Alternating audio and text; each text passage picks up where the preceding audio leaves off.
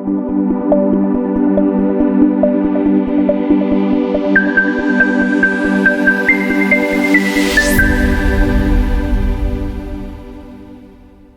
Father, we come to you in this hour, asking for your guidance and protection to our virtual gathering today. We thank you for the gift of life, the gift of family, the gift of work, and the gift of friendship. We thank you for this great opportunity to bring us together in this session as brothers and sisters. Bless the committee, the facilitator, and the attendees of this gathering. May we continue to value and appreciate the true essence and meaning of life with the help of your grace. And as we go along to our discussion today, we humbly pray that you would deepen our understanding. Lord, enlighten us and give us wisdom every day. Forgive us for our shortcomings and remind us to always be mindful of the things we do in life. We offer our life and our decisions to you, O Lord. May this gathering today create a memorable experience and a fruitful outcome. We ask this through our Lord Jesus Christ, our Redeemer and our Savior. Amen.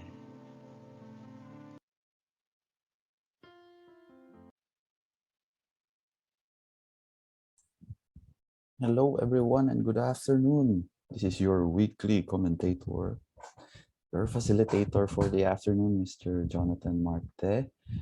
We welcome everyone, most especially our speaker for this afternoon. Siya po ay nakapink if you happen to see her because she's making a statement. Meanwhile, kami po sa Siliman, it so happened Sir Dave is even wearing red. Ano ba yan, Sir Dave? Nag-red tayo lahat. Even Ma'am Joy and even si Ma'am Lourdes is not wearing red. We're not saying po na we're not doing a plug for our candidates. Wala pong kaming kandidato sa Siliman. But anyway, I hope everyone is doing well. I hope everyone has filed their certificate of candidacy. I don't think so. Yes, for this afternoon, we're coming back to the Philippines. So we have Dr. Joan Seranno here to share with us in our live session. So our topic, by the way, for the week is the synergy of technology with the basic learning theories. So Dr. Joan Serrano is the director of the Office of Public Affairs and Office of Gender Concerns in the University of the Philippines Open University. She is also an associate professor, a faculty of management and development studies. So I am not going to take too much of her time, no. So of course, I will allow her to provide as much as she can provide for our attendees for this afternoon. And I hope that everyone is feeling okay, feeling well despite the weather. Some of you are already mentioning in the chat na hindi maganda yung panahon. Okay lang, maganda naman ang ating mga mukha. Di ba? Walang problema yung mga panahon. Basta yung mga mukha natin is very okay. So, Dr. Joan Serrano is here with our very own project leader, Dr. Dave Marshall. So, Dr. Serrano, please take it away. The Zoom is all yours. Thank you. Good afternoon. Good afternoon. Thank you, Sir Tef, for that introduction. I hope everyone is well, despite the current public health crisis that we are still experiencing. And nabasa ko po sa chat kanina parang hindi maganda ang panahon. Likewise, dito sa Laguna parang makulimlim and it has been raining for the last couple of days. So kahit na sa bahay tayo, I hope ay okay naman tayo. Okay, so for this afternoon, I hope you have watched the recorded video on the synergy of technology, pedagogy, and content. So this afternoon, we will just be discussing some concerns and issues that you have actually raised after going through the content. Okay, so meron po akong kape dito, so let's have coffee while we are discussing. So you can get your cup of coffee as well. And kasama po sa kape ko lagi ay, ano po, kita ba ito? Flat tops. So any kind of chocolate. So wala naman po akong pinapromote. Pero masarap po yung black coffee with chocolate. Okay. So I hope with the talk on the synergy of technology and pedagogy, content. I hope nalinawan po kayo, although there were still questions and of course expected naman yun syempre, no? So we will be going through some of the concerns that you raised, which are very, very valid and very relevant, ano? So unahin po natin yung mga concrete examples, ano po? So I just want to put it out there na kasi malimit po siguro nating natatanong, and this is something that actually happens even for us in the UP Open University. We have been doing this since 1996, ano po? So that's actually 26 years of distance education, and we started with online learning as early as 2000. So nung pumasok po yung internet, nag-start na po kami ng virtual learning environment. And then in 2007, we started delivering our instructions fully online. So I just want to put it out there na kung meron po kayong questions sa sarili nyo, wag kayong masyadong ma-concern about it. Kasi kung kami nga po na we have been doing this for 26 years, meron ka pa rin syempre yung agam-agam sa isip mo. Natututo kaya yung estudyante ko? Tama ba yung ginagawa ko? So these are actually good practices. Ano po? These are ito yung reflexivity na tinatawag natin. So pag sinabi nating reflexivity, you don't just reflect on it, but you actually really look at the theories as well. Yung bang ginagawa ko, nababack up ba to ng ganitong theory? Ano kaya yung mga best practices sa ganito? So I might as well look at other practices as well. So maganda po yung bine-benchmark natin yung sarili natin din sa mga practices ng ibang bansa. Kasi doon natin makikita rin kung okay ba itong ginagawa ko or baka na-stuck na ako sa ganitong pananaw. Okay. So having said that, let us go through some of the concerns. Ano? So una, ano daw yung, what would be a concrete example on how to incorporate framework or models siguro or theories in our classroom? Ano? So siguro po isa-isahin natin para kasi if we go through each model or framework, some of the questions will actually be already addressed. Yung mga questions regarding about presence, how can you ensure that there is really collaboration? So tingnan po natin yung mga examples para masagot na rin natin yung ibang questions that yung sinend po towards the end nung mga list of questions. So, simulan po na, at saka meron yung question ko ano yung the best, parang gano'n na question. Well, I really cannot say na merong the best, but unahin po natin tong framework na pinag-usapan natin throughout the week. So, I think yung module nyo you started Monday, po. So, isa pong popular framework really is the community of inquiry. So, I would say this is one of the more popular theories when it comes to flexible learning. So ito pong community of inquiry, if you will recall, based on your lesson for the past week, you talk about three distinct presences, yung social, teaching, and cognitive. So may quick note po dito na parang, just a quick note na I think hindi ko to na-mention. Social presence must come before cognitive and teaching presence. So, ano po yung mga examples nito? So, na-mention ko dun sa ating talk last week. It's actually the communication between with the teacher and all the members of the class, interaction with the teacher, and relation of learning community throughout the team. And ito po yung example nito. So, ako po sa klase ko, dahil purely online po kami, although yung iba po siguro sa inyo ngayon, purely online na, although there are some different types of remote learning like nagpapadala kayo ng instructional materials. So, ang example ko po nitong social presence na to, at the start of my class, I always require my students to create and submit a video recording of their as a self-introduction. So ito po, it's a way of establishing yung social presence agad. Kasi syempre, lalo na po pag bago to, I mean, it's the first time na they will get to know each other, mga klase na hindi pa nila naging kaklase in the past. So it's important to establish yung, makita nila yung mukha, yung presence. The same way, ako rin po, nagpo-post ako syempre ng video ko at the start of the class. It makes the class more personalized. So aside from just introducing themselves via chat, etc. So I actually require them to create and post a short video of self-introduction. So that's actually an example of social presence. Another is you provide personalized, timely assignment feedback, such as commenting on their posts. Yung pong establishing rapport at the very start of the class is very important. So ako po, I take it seriously yung video introduction nila. So I post comments dun sa mga introduction nila to make them feel welcome dun sa klase.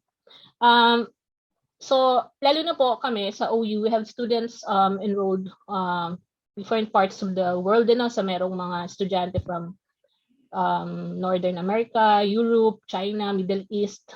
So papasok po yan different time zones. So dapat makita nila doon na merong social presence. And then there should also be active engagement in online discussion boards. You're establishing presence. And then you encourage collaboration and exchange of ideas. So importante rin po yun. Ito po, it's not just about the function of the technology. As I mentioned po dun sa aking not really a lecture but a talk. So yung discussion forum po, it's a functionality there. What you post there is actually more important. How do you engage your students by asking relevant questions? So dito po sa gantong klase, lahat po ng theories na na-mention ko, except po siguro sa connectivism, lahat po dito ay constructivist approach. Meaning, hindi po ito behaviorist approach wherein ang mga learners natin are passive learners. So dito po, lahat ng theories in an online and flexible learning, you treat them as co-creators of knowledge. Kaya ang idea po dito, activities should be designed in such a way that there should be interaction and collaboration. So when you post questions in your discussion forum, hindi po dito pwede yung mga route memorization. Now you'll just be able to measure their learning through a behaviorist type of theory. So kailangan po dito talaga as a teacher, kailangan i-practice nyo. Paano ko ba makukuha sa estudyante na to yung ideas about this particular concept? So bukod po dun sa functionality ng discussion board, importante syempre kung ano yung itatanong mo dun sa discussion board. How will you phrase a question in such a way na i-encourage po ito ng higher order thinking skills. So kung halimbawa po ginagawa natin sa klase or quizzes like list five enumeration, list down or define, etc. So kailangan po nating medyo ibahin yung pagka-craft natin ng mga questions in this type of learning environment. And then of course, kailangan nyo rin pong i-acknowledge yung student contribution and expertise. Lalo na po if you're teaching graduate courses, so napaka-importante po yun. You have to remember na they're already experts in their own field. So kailangan i-acknowledge nyo din ang kanilang contribution. And then of course, you have to establish group cohesion. Kasi siguro po ngayon kayo, you have been doing this for almost 2 years, so kapilang po muna tayo para masarap ang ating discussion. You have been doing this for almost 2 years. Siguro niisip nyo, parang hindi nakaka-build ng cohesion yung mga estudyante. So it's actually po a strategy na kailangan yung pag-aralan kung paano. So one strategy definitely is developing a group collaborative work activity. Mamaya po, sasabihin na, pag-usapan natin yung how do I ensure that these are the people are really working together, ano? So, mayang konti po pag-usapan natin yon. And then, of course, you should engage in supportive contact and interactions. So, ngayon, puntahan naman po natin yung teaching presence, ano? So, yung kinikwento ko po kanina is about social presence. Ay, by the way, Ma'am Joy and Sir Dave, wala naman pong Pilipino lahat to, no? So, okay lang na Tagalog ako. Ba? Yeah, we're Yes, expecting. yes. We're expecting. All right. Okay. Kasi bigla ako naisip, meron ba tayong foreign? I remember you said foreign speaker. Okay, right. All right. So, let me proceed. Ano? So, yung teaching presence po, iba naman to, ano? So, yung teaching presence, it's not just about you physically being present sa estudyante na dapat nakikita kayo synchronously. It's not about that po, ano.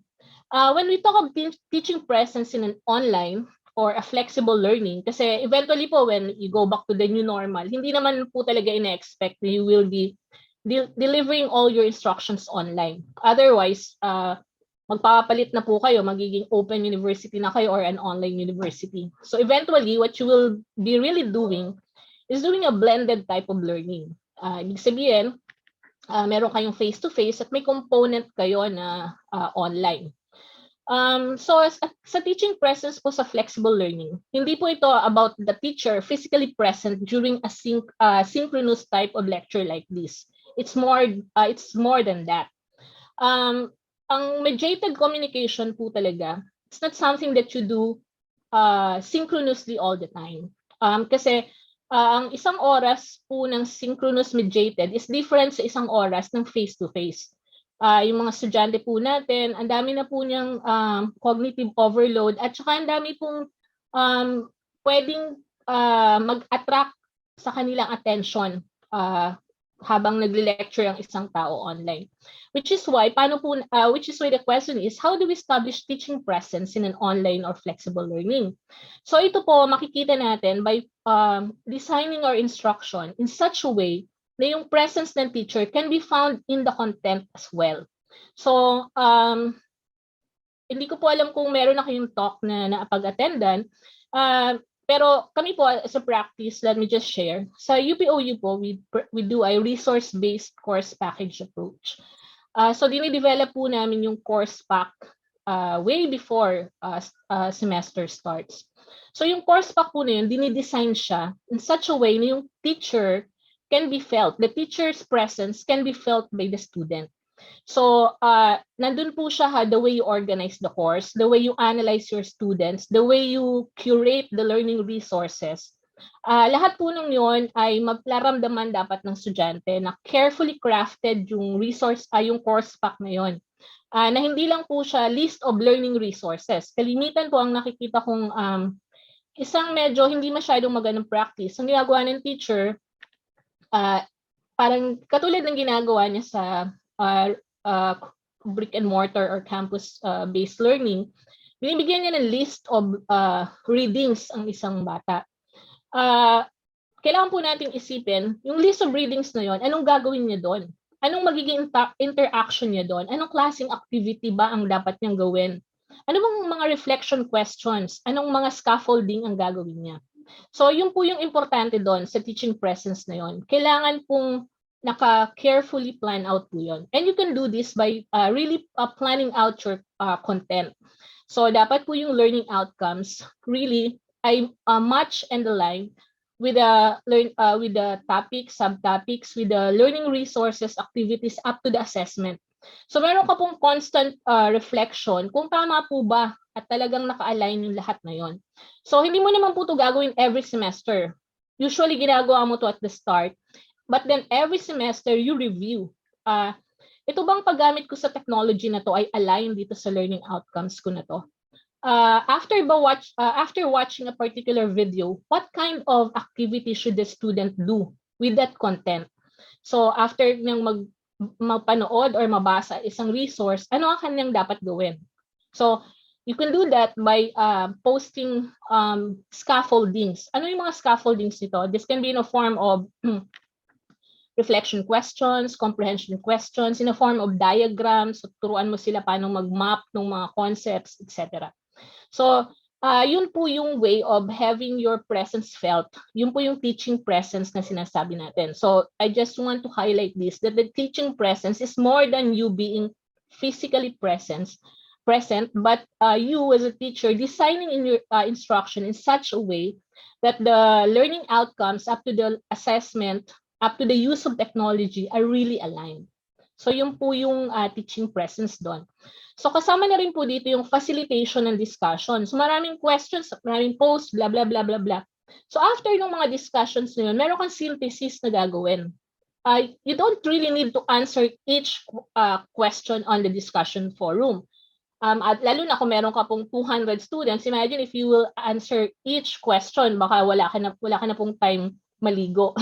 So kailangan maging, you have to manage your time as well, di ba? So after going through, para ka pong researcher, tingnan mo yung mga themes, ano ba mga concerns ng estudyante ko na common?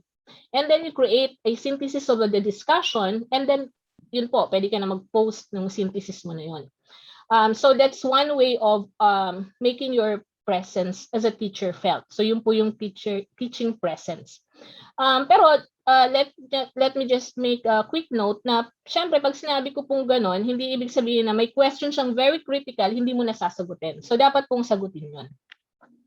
And then of course, isang importante po sa teaching presence aside from what I said is a rubric. Ako po sa klase ko, sobrang detailed po ako hanggang dun sa rubric at guide. So for example, for an assignment guide, an assignment, dapat po meron kang assignment guide and a rubric for that assignment. Kasi ito pong guide na to will really guide your students, detailed nung tasks, and they will not be asking you questions anymore. Pati po yung rubric, malinaw na malinaw. Paano ba ako i-grade ni ma'am? So pag nag-post pala ako ng discussion answer at nag-reply pala ako sa classmate ko, may point pala yon. So very clear po sa estudyante kung meron kayong guide and a rubric. So that's one way of making your presence felt by your students. And then of course, yung cognitive presence. Actually, yung cognitive presence po, kasama rin po itong mga sinabi ko na to. No? So you have to craft your questions in such a way that will really promote higher order thinking skills. You should create opportunities for them to connect ideas to learning, prior learning. So halimbawa po sa mga, ako for example in my discussion forum, I always ask them to connect it to their readings para po malaman ko na nabasa niyo yon. Otherwise, pag nagtanong po kayo ng questions, for example, a very general question, at malalaman niyo po agad ng estudyante, hindi nagbasa. Kasi wala man lang reference at all dun sa readings na binigay ninyo. So dapat malinaw din po yun sa rubric ninyo. Okay. So with that, I hope na answer po natin yung ano ba yung more popular. So I would say, hindi naman ito ang best practice talaga, pero in many blended universities, yung community of inquiry is a popular type of learning.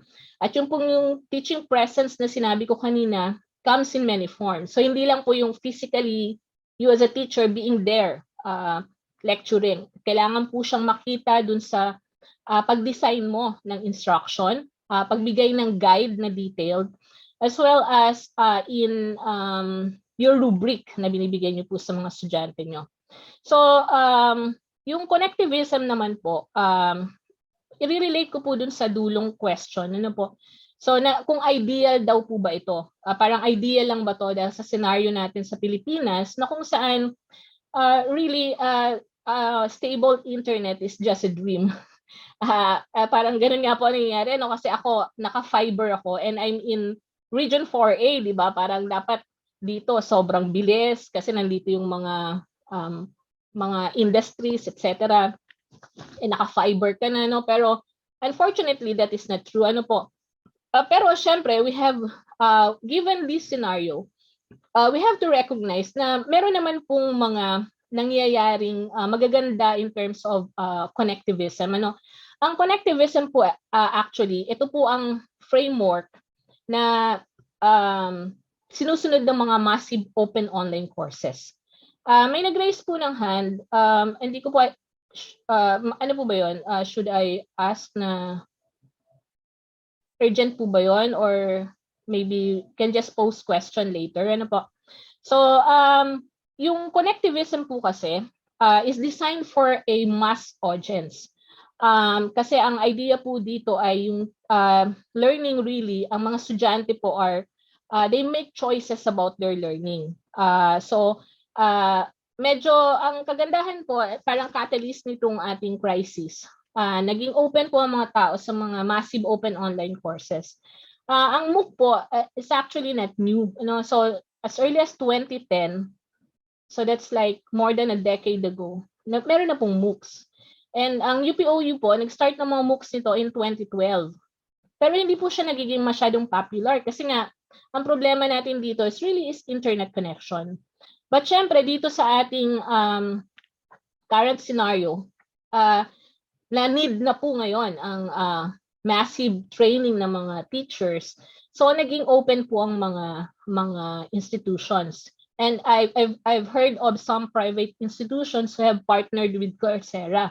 So ginagamit na po nila yun sa klase nila. I'm not sure with Sliman kung ginagamit niyo rin po, pero I've heard of some private universities who have partnered with Coursera para gamitin po yung kanilang mga content and platform. So ang example po nito, kasi po itong connectivism, ang choices po ay nangyayari sa mga learners. So the learners make choices about their learning. And importante po dito din, even if it's a massive type, hindi naman massive, medyo malaking type of learning that happens online, it actually promotes group collaboration and discussion, allowing for different viewpoints and perspectives to aid in problem solving, decision making, and making sense of information. So halimbawa, isang estudyante po, meron siyang nahanap na information. So isang node po yon. And then it will build into another node habang siya po ay nagre-research on that particular topic. Meron po siyang research, for example, na community of practice about that particular content. Then, magbi-build na naman po yun sa node. So, parang lumalawak po yung mga nodes. So, yun po yung connectivism. So, ito po, example po nito, sa Classic, for example, kasi handle more than 100 graduate students. So, I let my students really choose in terms of yung learning nila. So, meron po akong isang major requirement. Ang tawag ko po dito, student-created open educational resource. So, ito pong student-created na to, I allow them to select special topics on science communication. So, I allow them to break into groups and then they self-select. So, kung kayo po ay gumagamit ng Moodle, meron po dong self-selection ng groups. So, pwede po silang mag-self-select ng group nila and topic. And then, each group will research extensively on the issue they have chosen. So, sila po as a learner, magpipili na sila. So, it's a learner's choice. Ano yung gagamitin nilang platform, for example, to create a content. So, yung iba po pwedeng Prezi, yung iba gumagawa ng mga animation, yung iba gumagawa ng simpleng video, yung iba merong mga TV magazine style. You would be surprised on the creativity of the students if you allow them freedom. But freedom comes with important note po. When I say freedom, dapat po malinaw yung guide. So yung guide po dito sa mga ganitong student-created OER, sobrang detailed po ito. I can show you an example of a detailed guide. Para po, although you gave them freedom, you ensure that they comply with certain requirements of the course. Lalo na syempre yung quality assurance ng course. So for example, in this particular course requirement that I give my student, dahil po ito ay open educational resources, importante na yung mga estudyante would also know what an OER is. So dapat alam nila na ang output ng kanilang grupo should be licensed with Creative Commons as well. So malinaw po dapat yun dun sa inyong detailed guide as well as the rubric. And then pwede kayong magkaroon ng konting tweak. So parang at the end of the class, at the end of that group requirement, meron kang konting competition. So pwede kang mag-conduct ng poll among the students kung alin ang best presentation na nangyari, pero hindi sila boboto dun sa kanilang ginawa, etc. So, ito po, makikita mo, gumamit ng technology yung mga estudyante. They work collaboratively among each other. They had their own choice on what particular content as well as the media that they will use. At the same time, nandun po yung teacher presence as well. So, if we will connect it to the previous community of inquiry framework, makikita po yun sa super detailed virtual reporting guide, as they call it, as well as the rubric.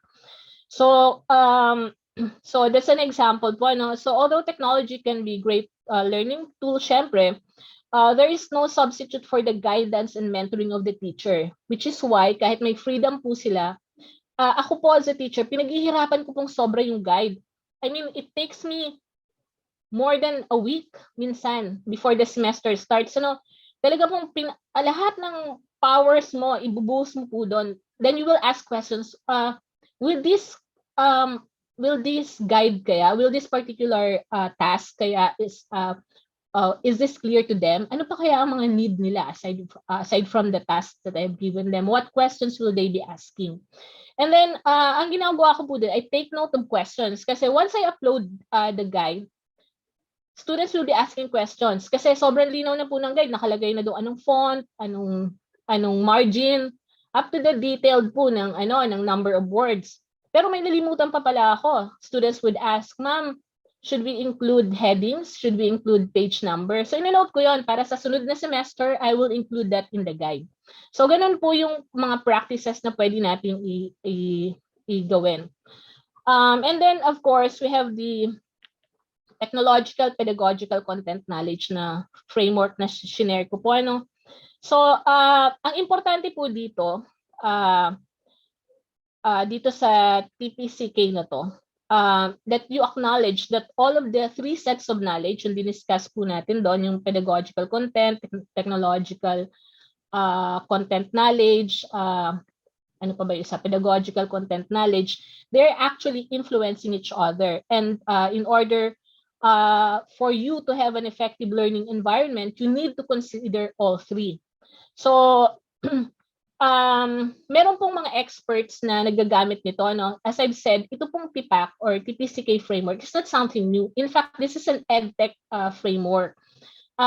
Nagiging useful po siya sa online and flexible learning kasi po, because of the use of technology, if you would notice po, before nitong mga craze about online learning, flexible learning, ang mga teachers, they're just concerned about the content. Malimit po yun, di ba?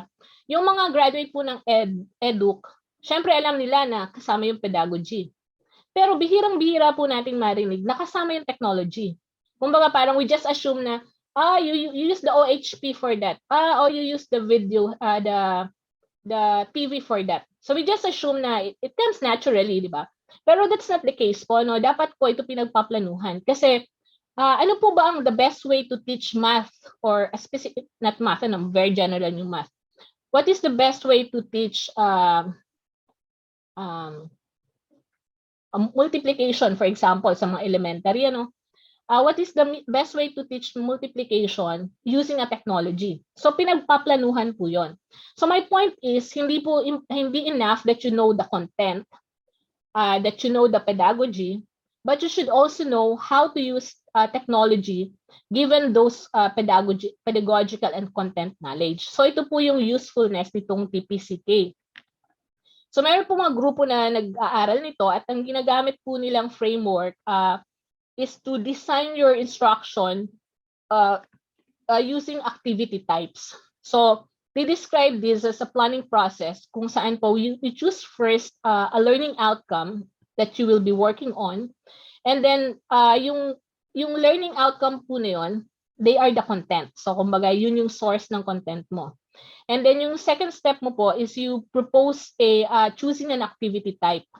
So yung activity type becomes the pedagogy. So parang how the students are going to learn the content. And then finally, you choose technologies that will support the activity type and aid the students in learning. So parang simpleng idea po siya, no? Para to put it into context. So ganun po yung ginagawa ng mga teachers to operationalize yung TPCK framework. So ang ano po nito, ang idea po tayo, for us to be a great teacher, it's not enough that we just know the content. In fact, ang dami pong experts in the field, di ba? Pero magtataka tayo bakit at the end of the semester, at the end of the year, parang walang natutunan yung mga estudyante. Kasi kulang po sila ng pedagogical knowledge. Pero at the same way, magaling siya sa content and pedagogy, pero parang kulang pa rin, di ba?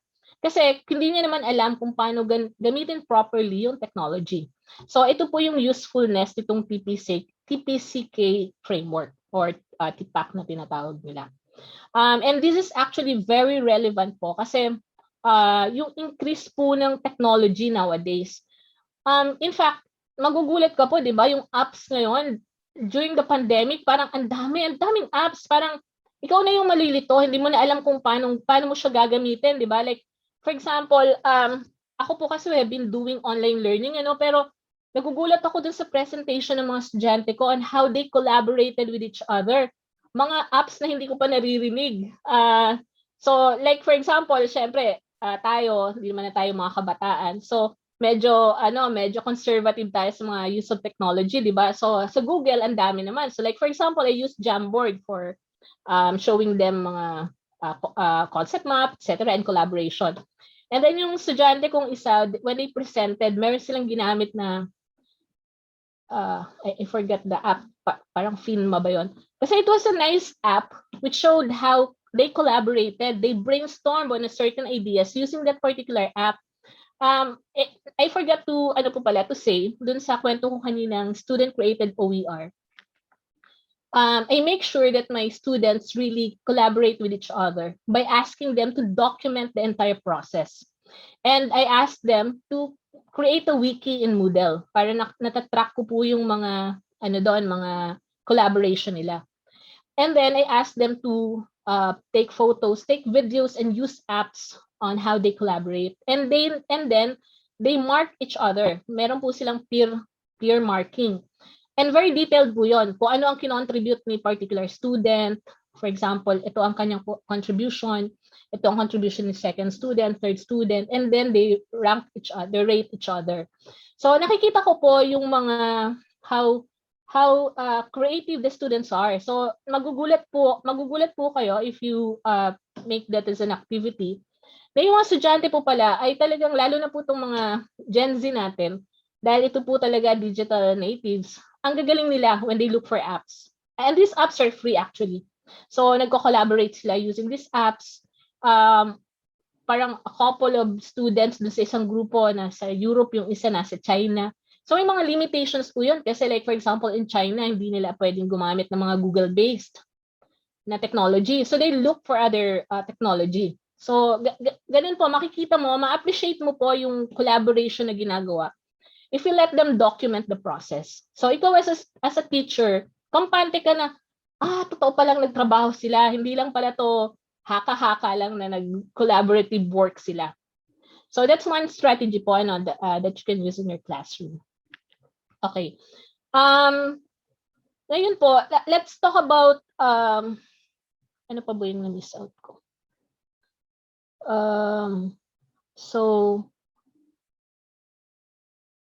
Okay, so yung pong ito pong mga remaining theories, yung dalawa po, online collaborative learning at yung pong kay Anderson, these are really online theories. Ano po? So, dinevelop sila for online learning.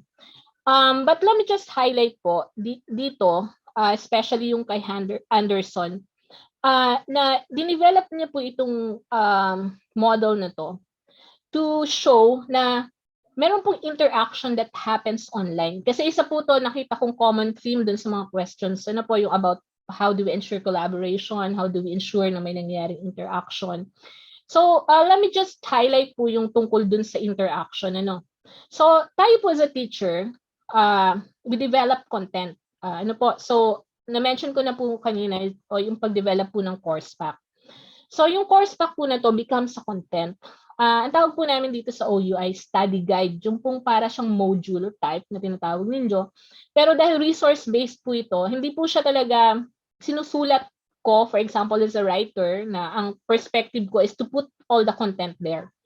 Ang objective po nun is to find good resources that will explain a particular content.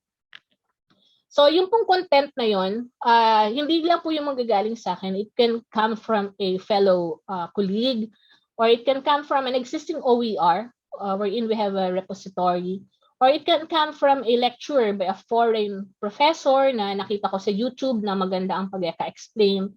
So yung mga yun, kino-curate niyo po yun. Ano? So ito pong content na to, this become content na nag-i-interact yung estudyante. So ito po yung pinapoint out ni Anderson sa kanyang model, na there are various interactions that happen. So wag po tayong matakot as a teacher na parang wala bang interaction na nangyayari sa online learning. Kasi meron po. The moment that the students interact with the content, that's one type of interaction. Which is why, kailangan po tayo as a teacher, it's our responsibility to really look for good learning resources and ensure that we curate them properly. So, ang isang resource po, wag po natin hayaan lang ng estudyante ay manood. Ano po ang gagawin niya afterwards? Doon po natin ma-ensure na yung student content interaction ay maayos. So, for example, ang ginagawa ko po dito, after watching the video, try to reflect on the issues that have been presented. For example, that had been presented about climate change. And then you, as a student, what are some ways that you can help prevent these kinds of problems? You can list them down. You can share them. So, bibigyan mo po siya ng platforms and avenues to share. So, kung hindi niyo po siya gagawing discussion forum, ako ang ginagawa ko siyang journal. So, I ask my student to reflect on a certain issue and then write them in a journal. And then yung journal po na yun, I ask them to share to everyone. Hindi po siya yung parang personal journal that will just be used by the student, because I want them to learn from each other. So, dun po kasi, dun mo i-scaffold ngayon yung learning. Kasi if you just ask them to go through a resource, you ask them to watch or listen to a podcast,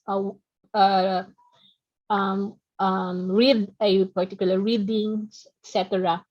After that, ano po yun? Ano yung scaffolding ng learning? Which is why after po nun, dapat merong student content interaction by helping them you can help the students by developing questions na pwede nilang sagutan after nilang makapag-interact dun sa content na yun. And then, of course, meron din pong hina-highlight si Anderson about interaction ng mga teacher with content. So, as a teacher, ikaw yung nagde-develop or nag-curate ng content na i-go through ng estudyante. So, dapat importante na ikaw mismo, you go through the content. Binasa mo yon, alam mo kung ano ba ang sinasabi ng content na yon, at ano yung matututunan ng estudyante. And then, meron din po tayong tinatawag yung teacher-teacher interaction. Importante po ito sa community of practice. So, yung teacher-teacher interaction na to, na highlight ni Anderson, tayo, for example, this is one type of teacher-teacher interaction. A capacity building like this is a teacher-teacher interaction. Saan pa po manggagaling yung teacher-teacher interaction? Colleagues within a university, teacher joining a community of practice. For example, you talk about climate change communication. So you get ideas and then you introduce these ideas to your classes. So ito po yung mga sources ng teacher-teacher interaction. Okay. So meron pong bagong model which was just in 2017. Yung pong kay inintroduce po ni yung multi-model model for online education ni Seranno, no? So, yung pong dalawang model kasi na online learning community sa ni Anderson really are suited for online learning environment. So, si Seranno introduced a new model. So, dito po, pinasok niya na iba-ibang content. At sinabi niya na po, this model is actually, pwede ka mag-build on it. So, ang focus po nito is the learning community. So, yung learning community, kasama dito yung mga estudyante, ikaw as a teacher, etc. And then, kinonsider po dito ni Pisciano yung iba-ibang aspects. Ano, kasama na po dito yung, I just want to highlight this, ano, kasi importante po itong social emotional, ano, kasi lalo na po ngayon sa panahon ng pandemic, we cannot just, as a teacher, as teachers, we cannot just ignore yung mental wellness ng ating mga estudyante. Kasi this is really a serious issue po. Before the pandemic, serious issue na siya. Ang daming estudyante na nagpapakamatay. Dito po sa UP, before the pandemic, nagkaroon po kami ng mga fora and mga committees na binuo kasi there have been a number of cases na nagkakaroon ng suicide ng mga estudyante. Ngayon pong pandemic, palagay ko po mas importante itong social emotional na to, presence of a teacher that will provide emotional support to the students. Kasi syempre, marami silang pinagdadaan, hindi natin alam. For example, parents can be displaced from work, meron siyang kapatid na nagka-COVID or something, hindi natin alam, or a death in their family. So, kailangan po natin munang dalawang isip, for example, na pinagdudahan natin yung estudyante na hindi naman to nag-submit kasi may tamad, di ba? Given yung nature ng estudyante. So, ginudge agad natin, tamad naman yung estudyante to. Pero dito, isipin muna natin, syempre, second thought tayo. Or baka naman may pinagdaanan, di ba? So, we have to ask that kind of question. Kasi, nandito tayo ngayon sa pandemic and we do not know what's happening to our students. Hindi natin alam ang context ng ating mga estudyante at the moment. So, I just want to put it out there na importante po yung ganong klaseng support at this time of, at these trying times. Okay, so ano pa po ba yung mga questions natin given yung ating running minutes? Okay, so ito po, yung question naman po on how do we keep up with the rapid changes in technology. How can an institution, teachers, and students keep up with the rapid changes in technology? So gusto ko pong sagutin yung on the part of the institution muna. Kayo po, you belong to different institutions. So kailangan po dito talaga ng strategic management. In fact, ito pong nangyayari sa atin, pag binabalikan ko po yung mga talks ko in the past, before pandemic, nakita ko po dun sa mga slides ko, I've been talking about change. So meron po akong parang slide talaga doon na parang change can happen na kumbaga it will be forced upon you. So sabi ko, nung binabalikan ko siya, so ito na yon, di ba? This is what I was talking about. A change that was forced upon us. Kasi wala na tayong choice. Ito yung pandemic, it's either you close or you adjust or adapt, di ba? So ito po yung change that has been forced upon us. So parang naisip ko lang, hindi naman siya talaga something na dapat nagulat tayo lahat. Pero dahil hindi natin siya tinake seriously sa ating pagpaplano, sa ating institution, kaya medyo caught off guard tayo. So let me just highlight po itong mga key areas na dapat nating paghandaan. So una po yung course development. So ang course development po, kailangan siya institutional. Ang nangyayari po kasi ngayon, syempre, dahil nga po naging crisis siya, we had to react, di ba? So teachers started preparing their own materials, etc. But kailangan po to institutional ang approach. So, kailangan i-train ang mga faculty members on how to develop content that would be appropriate for a flexible type of learning. So, hindi necessarily laging online, but a blended type after this pandemic. And then you have to consider how it will be delivered aside from the content. So, course development and course delivery. Dapat handa kayo, syempre, na it can happen again, di ba? And hindi natin alam, baka hindi na pandemic, it will be coupled with a different type of crisis na baka hindi na natin alam, di ba? Given yung climate change, ang daming pwedeng mangyari. So, kasama po siya dun sa pagpaplan natin as an institution. And then, another important topic that I would like to highlight that I think this has never been discussed by any institution. Yung student support is very important. So, ang UPOU po kasi, dahil distance mode siya, naka-embed yung student support. Pero during the early years po ng UPOU, starting in 1995 up to 1999 I think. Meron po kaming hiwalay na opisina talaga. Ang tawag po din Office of the Vice Chancellor for Student Support Services. Kasi po noon, pinapadala namin yung materials namin via printed mode. So yung estudyante will be left on their own. Kaya sobra po talaga strong yung student support na binibigay namin. Like may tutorial support, you provide different kinds of support, yung mga library support. Noong 1995, wala pa pong internet, di ba? But we send out videos, tape, yung cassette.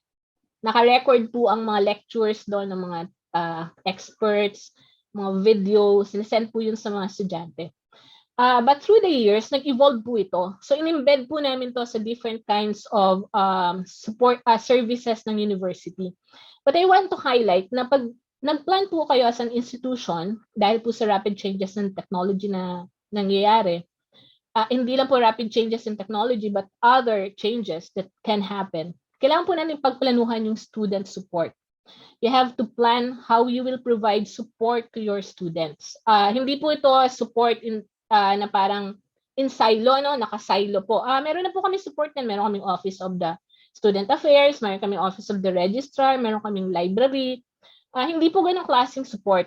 Support that is integrated and holistic. Hindi po siya in silo. Kasi ang estudyante po, when they think of a support, iniisip nila, paano kaya ako ano kaya ang gagawin ko? So, ang isipin niya pa ngayon per office, di ba? Imagine kung nasa pandemic siya. Paano ko ba kukontakin si registrar? Paano ko ba kukontakin si OSA? Paano ko kukontakin si dean? So, hiwa-hiwalay pa, di ba? So, pinahirapan pa natin yung estudyante. So, we have to think of a way of an integrated support that will address the needs of our students. And then, of course, yung organization and management. Importante ito. Kasi pag hindi tayo prepared, ito po yung nangyari ngayon. Siyempre, di ba, nag-restructure ang mga universities, biglang nagkaroon ng focus too much on technology and infrastructure. Dati hindi siya pinaghahandaan. So ngayon po, kailangan natin siya ipasok and we have to anticipate other kinds of crisis that will happen. So, crisis for example ng earthquake, lahat ng pwedeng mangyari, dapat po isama natin siya sa planning. So, ang point ko po dito, it's not just about technology. Kasi what if there's a major earthquake, a major typhoon, what will happen to our technology? So, ang school niyo po ba naka-cloud ang inyong mga data? Or meron po kayong physical server? So, kailangan niyo pong pagplanuhan ng in a form of a policy. So, may kwento ko lang, for example po sa OU, meron po kayong cloud first policy. So, lagi pong cloud muna and then binabackup po namin sa physical server. Kasi syempre, hindi natin alam, di ba, kung anong mangyayari. So, pero meron po kaming mga policies in place para po anytime ay kung ano mang mangyari, may naka-ready pong mga backup. Okay, so we've talked about teaching presence and assurance sa collaborative learning. Naikwento ko na rin po yun, di ba? It's about making sure that you have a rubric, ensuring that your students are really part of the group by asking them to document everything. Ano ba yung nag-stand out? I've also shared na if you will look at the literature, maraming nagsasabi na community of inquiry is one of the more popular type of model or theory or framework. And ano po yung best practices to enhance our skills in dealing with technology? So ito po, siguro ang masasabi ko po dito from my own experience, practice makes perfect. Kailangan po talaga nating i-practice. Like for example po yung Moodle, Yung Moodle po, we have been using it since noong 2007 po kasi we were using ang tinatawag po to integrated virtual learning environment ng Singapore. And then we shifted to model, I think, to Moodle in 2010. So imagine, ang tagal na po niyan. Pero hanggang ngayon po, I'm still learning and learning new functionalities. Like for example po yung self-help group, self-selection group. Hindi ko po siya ginagawa before. Hirap na hirap po ako maggawa ng collaborative work. Imagine, meron po 100 students. So i-group ko po sila. Kumbaga parang ina-assign ko sila. Masakit ang dibdib ko doon kasi parang it's against the principle nung aking collaborative learning. Kasi what I wanted them to do is to self-create. Kumbaga mag-create sila ng group and choose their own topics. Pero nung trinay ko po siya na hindi automated, ang tagal, parang patapos na yung SEM, hindi pa sila nakakapili ng ng group nila and topic. So, ang ginawa ko po, inassign ko isa-isa, creation, meron naman pong creation sa Moodle, etc. So, but then, nalaman ko na pwede pala mag-self-create. So, ngayon, ginagamit ko na po siya this semester na nag-create na sila ng sarili ng group and then topic. So, sila na po ang pumili ng kanilang mga topics and group mates. So, parang ang point ko po is that you really need to practice yung pong Moodle and navigate yung mga functionalities kasi marami po doon. And then, learn from your mistakes from previous offering. So, meron ka pong mga, ito po as a teacher, ako po meron akong, hindi naman siya formal journal, pero I note down all the lessons I've learned. So, parang, hindi pala masyadong maganda yon. So, ino-note ko yon. Sa sunod na semester, improve ko po yon, etc. And then, be part of communities of practice. You will learn from them. So, dapat po mga grupo ng mga nagtuturo ng math, for example, dapat member kayo ng mga ganon. And then you ask them, ano ba yung mga best practices nila. And then you benchmark with colleagues, with teachers from other countries as well. So maganda po yung natututo kayo. Meron kayong grupo ng mga co-researchers from other countries. And then you should share your learnings through a conference by making your learnings into an empirical type. So, medyo gawin niyo pong research yung inyong mga natututunan. I-present niyo to sa conference kasi yung conferences are a form of peer review para ma-improve po yung inyong mga practices. And ito po yung pinaka-importante sa lahat. Be open. Be open to various kinds of opportunities. Be open to technology. Hindi po ibig sabihin na matanda na tayo, hindi ko na yan kaya pagawa mo na lang yan sa bata-bata. Pag ganun po yung ating mindset, I don't think mag-grow po tayo as a teacher. So, kung mahirapan po kayo, ito ang suggestion ko po dun sa medyo may edad na. Edad, hindi sa age, may edad in terms of nahihirapan matutunan technology. So, pwede po kasing bata-bata ka pa pero parang ang mindset mo iba. So, sabihin natin matanda in terms of technology, learning about technology. So, you can partner with someone na magaling sa technology para pwede kayong, collaborate tayo sa ganito. Gawa tayo ng research. Akin yung ganito sa content, sa'yo yung sa technology.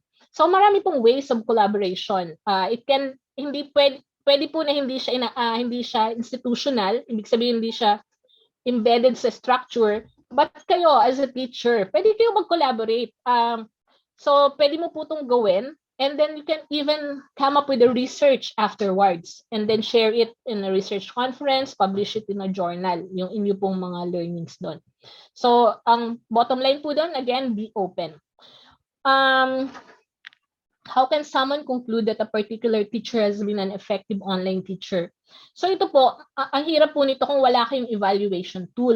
So as an institution, dapat meron kayong evaluation tool. So kung meron po kayong student evaluation of teachers noong face-to-face, dapat po nag-convert na rin kayo nito online. So ito po, kailangan yung i-adjust. Hindi pwedeng parang i-fit nyo, meron na kami niyan, gawin na lang natin dito. Hindi pwede pong gano'n kasi otherwise, kayo po ang magsasuffer dyan. Imagine, i-evaluate kayo on how you facilitate a discussion. Hindi naman kayo nagsisynchronous kasi nga doon pala sa area ninyo walang internet connection. So, laglag na po kayo doon sa evaluation na yun. So, you have to redesign your evaluation tool. So, kami po, yung evaluation tool po namin, ini-evaluate po yung content itself, yung pagkakadevelop po ng course pack. So, meron po yung mga iba-ibang items doon. And then, ini-evaluate yung delivery. Paano siya dineliver. So, sa UPOU po kasi, wala po talaga kaming synchronous. We are purely, well, not really purely kasi meron mga teacher na nag-experiment. Pero mostly, in general, we're teaching asynchronously. So, dapat yung evaluation mo doon ay iba rin. And then, syempre, iba pang, kung ano pa po yung kailangan yung evaluate. So, ito pong evaluation na sinasabi niyo if you'll be an effective teacher would depend on your evaluation tool. And then of course, one way of evaluating kung ikaw ba ay naging effective, syempre is to interact or ask your students, kumusta naman ito? Palagay mo ba na tutunan nyo itong ganito sa pamamagitan ng pagtuturo kong ganito? And don't take it personally. Pag sinabi ng estudyante, wala pa ako natutunan. So take it as a learning experience, di ba? Para next sem, consider mo na yon. Pag-iisipan mo talaga, ano kayang best way na ituro ito? So ikaw ngayon as a teacher, what you will do is really research on that particular aspect. Maghahanap ka ng mga strategies, magtatanong ka sa kakilala mo. Wala pong masama magtanong. In fact, that is actually encouraged, di ba? So halimbawa meron kayong isang teacher, nakita nyo, ang galing-galing ng evaluation niya. Ano kayang ginagawa niya? So, wag po tayong mahiyang magtanong, wag tayong parang competitive na parang pag nagtanong tayo ay feeling natin kakulangan sa atin yon.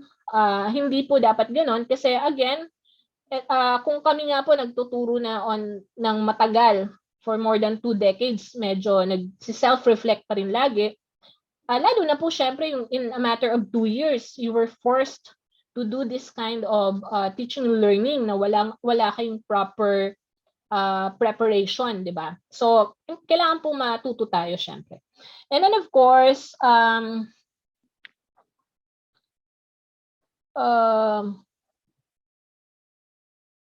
okay, up to what extent should an online teacher's social role be? Is it all right to put up professional boundaries between teachers and students, especially when they attempt to reach out? Opo, ito po, sagutin ko to, napaka-importante po nito. So, yung pong sinabi ko kaninang social presence, pag nakita niyo po, it was in the context of a virtual classroom. Ano po? Pero syempre, kailangan po natin maging realistic na ito po ang idea, yung mga estudyante natin can access the virtual classroom. Syempre, doon po sa totoong buhay, may mga tao talaga na hindi kayang mag-access kasi hindi kaya ng kanilang data, wala silang internet connectivity, etc. Pero, still very important that you really set boundaries. Ano po? So, how do you do this? Ako po, meron po kami sa UPO yung tinatawag na course guide. Hiwalay pa po ito dun sa study guide. Ano? Yung course guide is that it is more than a syllabus. A course guide is a very detailed information about the course, including how the students can communicate with you. So ako po, very clear po yun. As in naka-number in bold pag po yun. Ano? Please do not contact me via email, SMS, cell phone, etc. You may just post via the my portal po yung tawag namin sa aming LMS, via the my portal private message. Ako po, I can say that kasi ang assumption po, kaya ka nag-aral sa OpenU, meron kang access sa online learning, di ba? Pero sa inyo po, you can modify naman po. Ano? So halimbawa, lalagay nyo doon, you can only contact me from 8 to 5 via kung ano po yung mga sa inyo acceptable. So syempre, tayo po, we have to be mindful of the internet connectivity ng mga estudyante natin. So usually po, sa ating experience, di ba, in the past year or so, yung mga estudyante nakakapag-message sila even without load. So sa Messenger. So that's something to consider. Depende po sa inyo yon. Pwede rin po ibigay niyo yung mobile number nyo, pero dapat very strict po kayo kung paano kayo i-contact. Yun nga po, 8 to 5, kasi kailangan nyo set yung boundaries. Otherwise, yung students, dahil wala kayong boundary, nag-aaral pala siya ng madaling araw, bigla siyang may naisip na tanong, ma'am, ano po ba yung... So, I mean, I'm sure you have experienced this, and that can be addressed by setting boundaries through your course guide. So, yung course guide po na yun, nandun yung policies. Ano po? Yung policy po, hindi po pwedeng generic. Dapat sobrang detailed. Communication policy. So, nakalagay po doon, oras, how, so, via messenger, via kung ano man po. Depende po yun sa inyo. No? It's not something that I can say na dapat ito ganito. Ang point ko po, kailangan sobrang detailed ang nakalagay po doon sa course guide ninyo. Later po, kung may oras pa, I can actually share examples para makita niyo po yung example ng mga sobrang detailed na guide. And then, so yung about po sa connectivity, then again, syempre, nasa developing country tayo, we really need to acknowledge na hindi lahat ng estudyante at teachers ay may access sa internet. That's why sa ating pong, kaya po siya flexible learning. Kailangan natin mag-adjust also in terms of the way we teach and deliver our content. So, hindi po natin pwedeng i-require na they should be present online all the time. So you have to think of ways how to deliver your content. So technologies can be in the form of an offline technology. So pwede nyo ipadala yung mga printed instructional materials through kung ano man pong way, pwedeng sa motor or ano man, I'm sure meron na po kayong put in place. But the idea is really for you to explore ways, be open, be flexible on how to deliver content to your student and how to provide feedback in a somehow timely manner. Lalo na po kung hindi ito online, syempre it would take some time. So you have to find ways kung paano nyo ipoprovide yung timely feedback sa estudyante. Kasi yun po yung magmamatter dun sa learning na estudyante. Paano nyo siya provide ng feedback. I think it's 3:06, so sorry for the lampas sa oras. But I think that's it na, well, at least ako po, I think nasagot ko na yung mga questions. So, pag may time po later, sabihan lang po ako ni Ma'am Joy and Sir Dave, I can show an example of yung sinasabi ko pong detailed na guide and sample of a guide for an activity. Thank you, Sir Dave and Ma'am Joy, and Sir Tech. Yeah, Ma'am Joan, actually, it was very enlightening. I'm sure that we were able to gather a lot of useful information, no? But yes, unfortunately, with regards to the time, and since we want to limit it really to a certain time, but I think I'll just ask our other facilitators on how we can share yung gusto mong ma-share, because I know that it will be very useful, especially for us here. Definitely na we're in the same setting. You're the first speaker to address the internet connectivity in the Philippines, no? So anyway, yeah, with regards to the time, since we don't have that time anymore, and I'll just have to skip on the entertaining the questions from the open forum, from the chat. But of course, in the virtual classroom, meron po tayong facility there, and we hope to be able to share the questions, no? So yes, we will proceed with what's next. Go ahead, Ma'am Bell. Yeah, so Dr. Seranno, we thank you very much for being our speaker for this session, no? So as we have done every week, we present our certificate of recognition.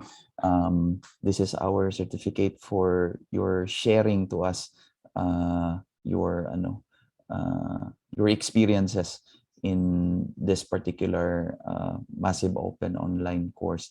Our certificate is being signed by the director of the Silliman Online University Learning, Dr. Dave Marshall, and of course our Vice President for Academic Affairs, Dr. Earl Jude Paul Cleope. So thank you very much, Dr. Seranno. And yes, I think I will be providing additional, yes,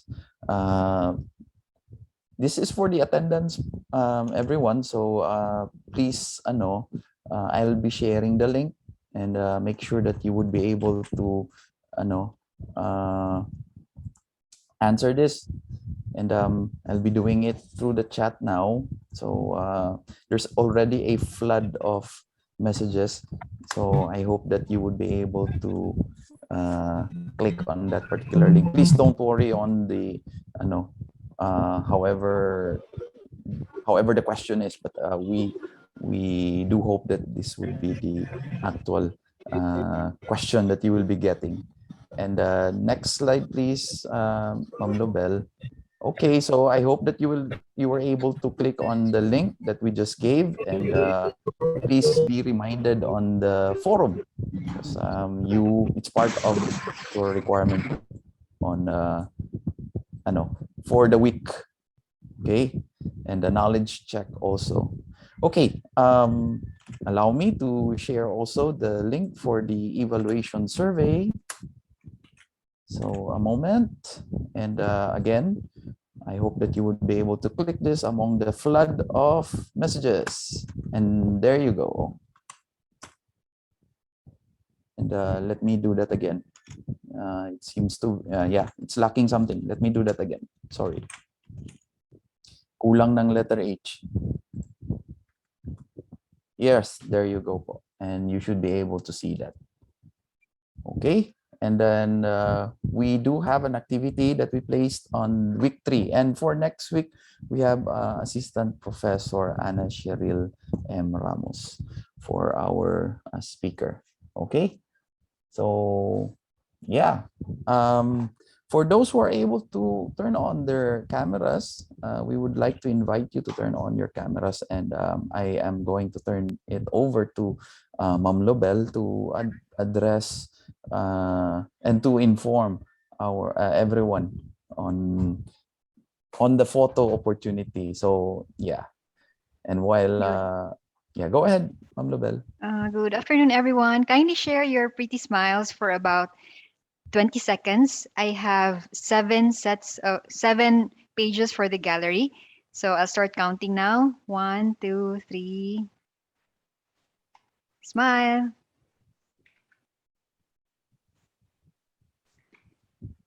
Next page. 1, 2, 3. Smile.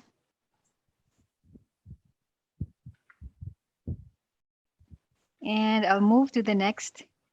1, 2, 3. Smile.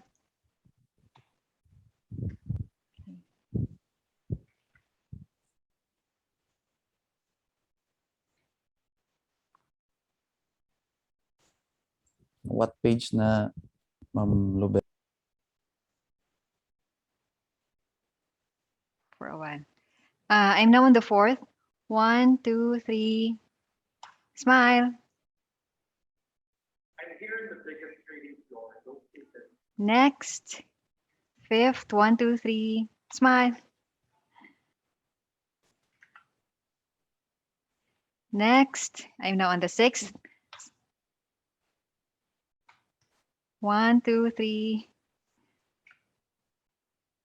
And the last one. 1, 2, 3. Thank you so much, everyone. Yes, thank you so much. And I'm reading over at the chat session that they are really very interested. But yes, we will find a way to share it. Dr. Dave, it's okay, no? Yeah.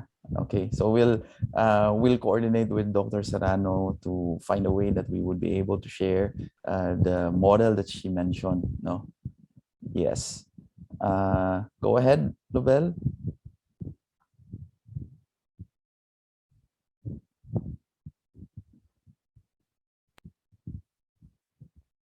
Okay po. So I think yeah. So we will see you next week po. Thank you very much. Thank you, Dr. Serrano. Thank you, Dr. Dave. Thank you to Ma'am Joy and Ma'am Lobel. Okay. So stay safe po, everyone. Okay. And we'll see Bye, you. everyone. Thank you for Goodbye, coming. everyone. Thank you, Dr. Serrano. Thank you, Doc Serrano. Thank you. Thank you. Bye. Thank you, Dr. Thank Serrano. you po, Thank you, Dr. Dr. Serrano. Serrano. Bye po. Thank you po. Salamat Thank po. you. Dr. Thank you, Dr. Serrano. Serrano.